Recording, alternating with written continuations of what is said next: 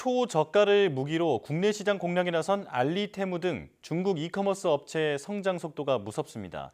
C커머스의 공습에 국내 유통업계가 위기를 맞은 가운데 중소 제조업체들까지도 위협받고 있습니다. 보도에 오동건 기자입니다.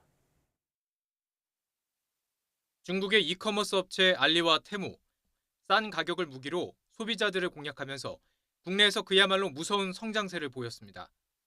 지난해 1월만 해도 우리나라 소비자가 사용하는 쇼핑앱은 1위에서 5위까지 모두 국내 업체였지만 1년 2개월 만에 국내 업체를 밀어내고 알리가 2위, 테무가 3위로 올라섰다가 최근 조금 주춤한 상태입니다. 3개 상품을 1,500원 주고 샀는데 아마 국내에서 구매했으면 한 10배 정도 더 비싸게 샀을 것 같아요. 15,000원짜리 샀다가 이게 두 개가 너무 품질이 안 좋아가지고 2만 원짜리 샀는데도 똑같더라고요. 그래. 저도 직접 이 가방을 6,000원 주고 구매해서 받아봤습니다. 물론 저렴하긴 하지만 광고에 나온 상품과는 분명히 차이가 있었습니다. 제품 안전성 등의 문제로 이용자가 조금 줄긴 했지만 추세만 보면 성장 속도는 가파릅니다. 지난해 중국 이커머스 플랫폼을 통한 구매액은 3.3조 원으로 2022년보다 2배 넘게 오르며 미국을 제쳤습니다. C커머스는 더욱 공격적인 마케팅에 나서고 있습니다. 알리익스프레스는 빠른 국내 배송을 위해 1조 5천억 원을 투자해 물류센터를 만들기로 했고 한국 상품 판매 채널인 K베뉴 입점업체의 수수료 면제 정책도 9월까지 연장했습니다. 테무 역시 글로벌 시장에 2조 원이 넘는 금액을 쏟아붓고 있습니다. 유통가는 비상입니다.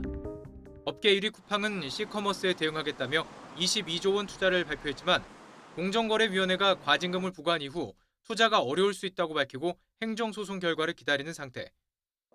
신세계와 CJ는 이른바 사촌 동맹을 맺고 유통과 물류 전방위 협업에 나섰습니다.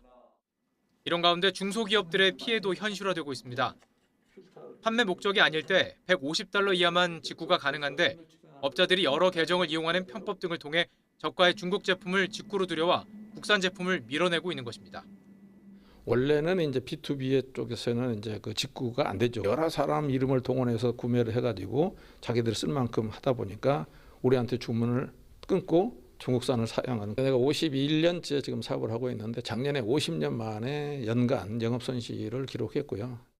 실제로 중소기업 10곳 중 8곳은 해외 직구로 인해 기업의 매출이 줄어들거나 영향을 미칠 것으로 예상된다고 답하기도 했습니다.